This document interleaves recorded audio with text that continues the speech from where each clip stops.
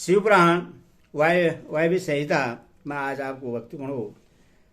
ऋषियों के प्रश्न का उत्तर देते हुए वायुदेव के द्वारा शिव के स्वतंत्र एवं सर्वानुग्राहक स्वरूप का प्रतिपादन यह कथा आपको बताऊंगा। आप इसे ध्यानपूर्वक सुनिए।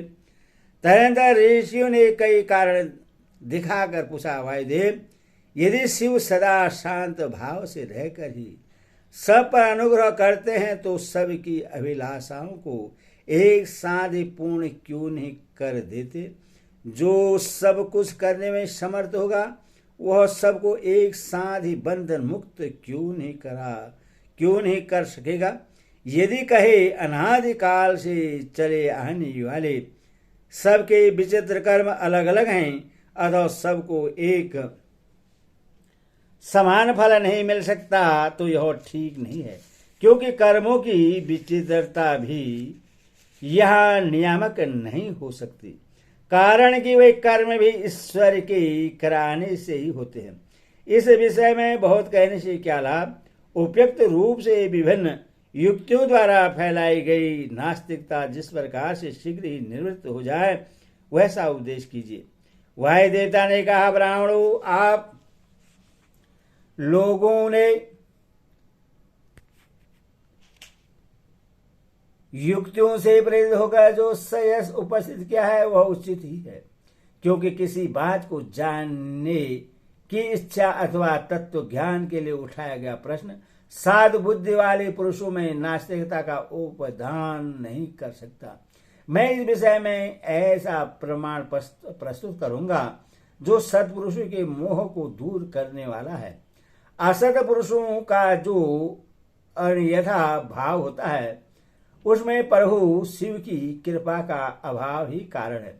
परिपूर्ण परमात्मा शिव के परम अनुग्रह के बिना कुछ भी कर्तव्य नहीं है, ऐसा निश्चय किया गया है। परानुग्रह कर्म में स्वभाव ही पर्याप्त पूर्णतः समर्थ है, अन्यथा निस्वभाव पुरुष किसी पर भी अनुग्रह नहीं कर सकता। पशु और पास रूप सारा जगत ही पर कहा गया है, वह अनुग्रह का पात्र है। पर को अनुग्रहित करने के कारण पति की आज्ञा का समन्वय आवश्यक है। पति आज्ञा देने वाला है, वही सदा सब पर अनुग्रह करता है। उस अनुग्रह के लिए ही आज्ञा रूप अर्थ को स्वीकार करने पर शिव परतंत्र कैसे कहे जा सकते हैं? अनुग्रह की अपेक्षा न रखकर कोई भी अनुग्रह सिद्ध नहीं हो सकता। अतः स्वातंत्र्य शब्द के अर्थ की अपेक्षा न रखना ही अनुग्रह का लक्षण है।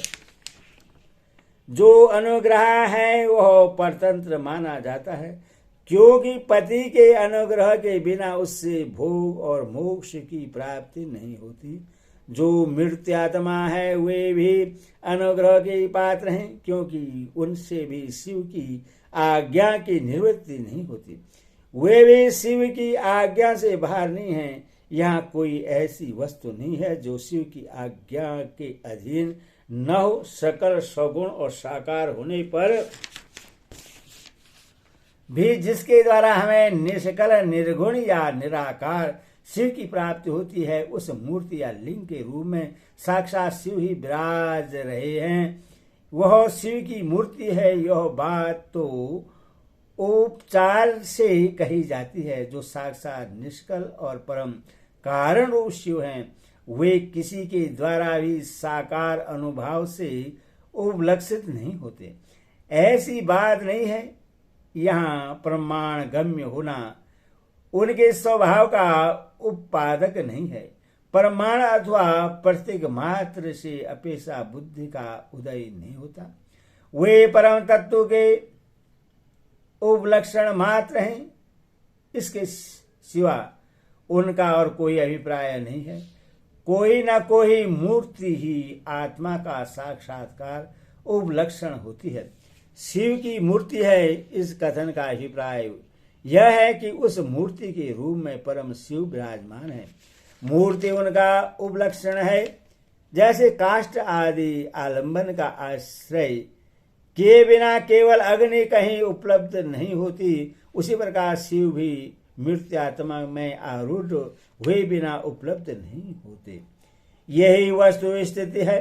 जैसे किसी से यह कहने पर कि तुम आग ले आओ, उसके द्वारा जलती हुई लकड़ी आदि के सिवा साक्षात अग्नि नहीं लाई जाती, उसी प्रकार शिव का पूजन भी मूर्ति रूप में ही हो सकता है, अन्यथा नहीं।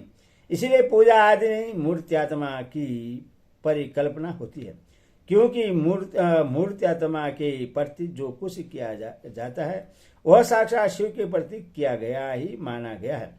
लिंग आदि में विशेषतः अर्चा विग्रह में जो पूजन कृत्य होता है वह भगवान शिव का ही पूजन है।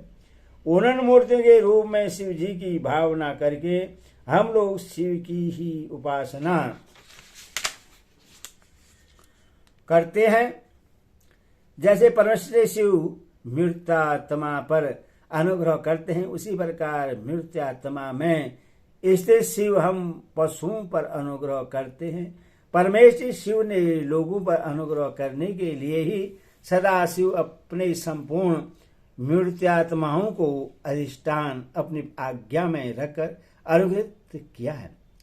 भगवान शिव सब पर अनुग्रह ही करते हैं, किसी का निग्रह नहीं करते, क्योंकि निग्रह करने वाले लोगों में जो दोष होते हैं वे शिव में असंभव हैं।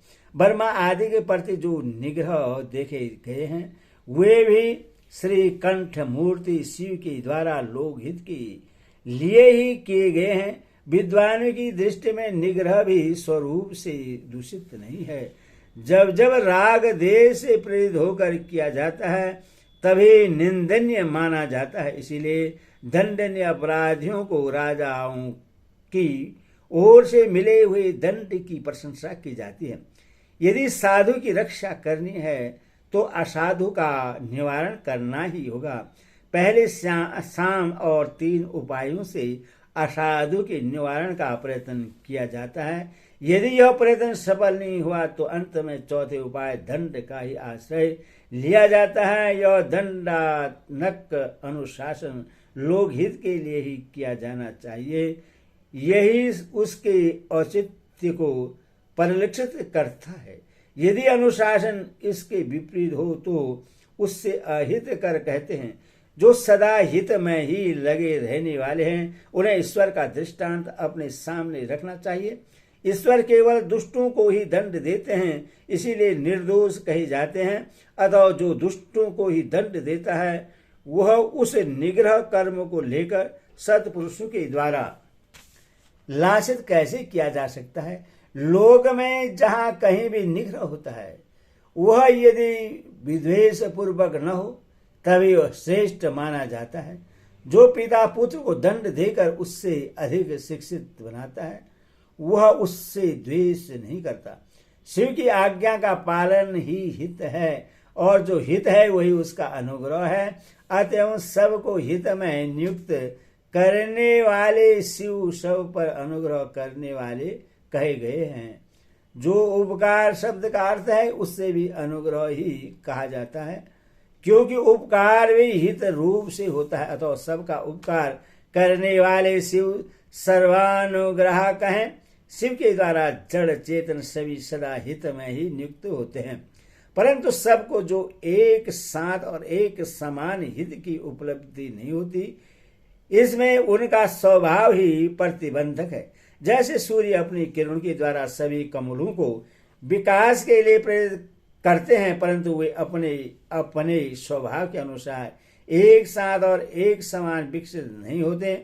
स्वभाव भी पदार्थों के भावी अर्थ का कारण होता है, किंतु वह कष्ट होते हुए अर्थ को कर्ताओं के लिए सिद्ध नहीं कर सकता।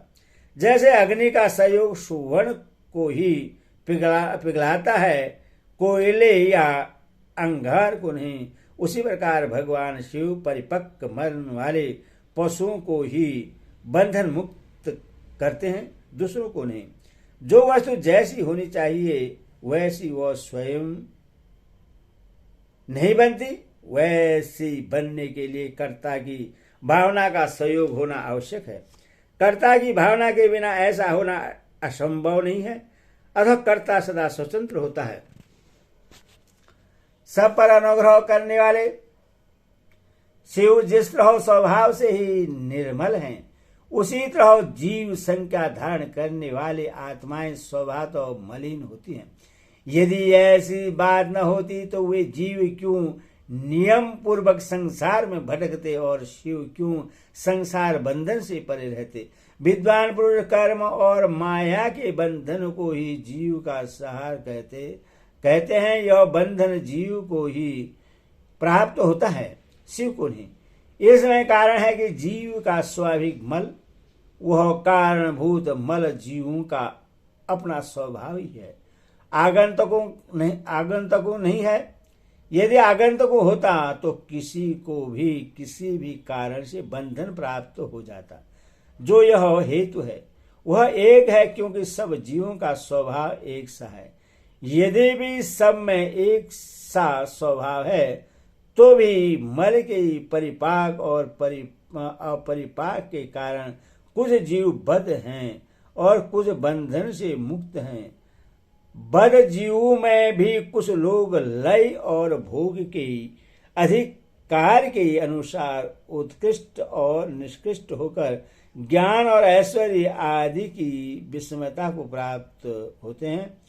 अर्थात कुछ लोग अधिक ज्ञान और ऐश्वर्य से युक्त होते हैं तथा कुछ लोग कम, कोई मूर्त्यात्मा होते हैं और कोई साक्षात शिव के समीप विचरने वाले होते हैं। मूर्त्यात्माओं में कोई तो शिव स्वरूप हो छिद्रों अधवाओं के ऊपर स्थित होते हैं, कोई अधवाओं के मध्य भाग में महेश्वर होकर रहते हैं और कोई निम्न भाव में रुद्र रूप से स्थित होते हैं। शिव के समीपवर्ती स्वरूप में भी माया से परे होने के कारण उत्कृष्ट, मध्यम और निष्कृष्ट के भेद से 3 श्रेणियां होती हैं। वहां निम्न स्थान में आत्मा की स्थिति है, मध्यम स्थान में अंतरात्मा की स्थिति है और जो सबसे उत्कृष्ट श्रेणी का स्थान है उसमें परमात्मा की स्थिति है। यही कारण ब्रह्मा विष्णु महेश्वर कहलाते हैं। कोई वस्तु जीव परमात्म पद का आश्रय लेने वाले होते हैं, कोई अंतरात्मा पद और आत्म पद पर प्रतिष्ठित होते हैं। भगवान शिव तो अनायास ही समस्त पशुओं को बंधन से मुक्त करने में समर्थ हैं। फिर वे उन्हें बंधन में डाले रखकर क्यों दुख देते हैं, यहाँ ऐसा विचार या संदेह नहीं करना चाहिए, क्योंकि सारा संसार दुख रूप ही है। ऐसा विचारवानों का निश्चित सिद्धांत है। जो स्वभावतः दुखमय है वह दुख रहित कैसे हो सकता है। स्वभाव में उलट फेर नहीं हो सकता। वैद्य की दवा से रोग अरोग नहीं होता, वह रोग पीड़ित मनुष्य का अपनी दवा से शुक्र उद्धार कर देता है। इसी प्रकार जो स्वभाव मलिन और स्वभाव से ही दुखी है, उन पशुओं को अपनी आज्ञा रूपी औषधि देकर शिव दुख से छुड़ा देते हैं।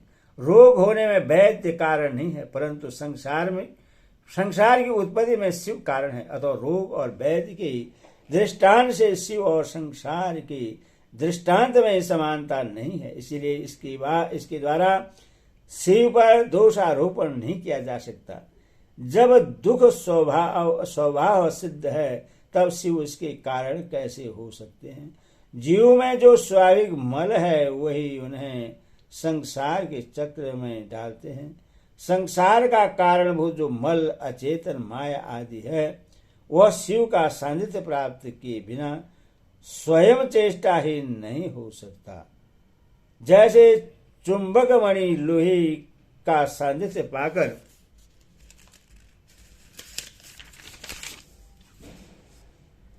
ही उपकारक होता है, लोहे को खींचता है, उसी प्रकार शिव भी जड़ माया आदि का सानिध्य पाकर ही उसके उपकारक होते हैं, उससे सचेष्ट बनाते हैं।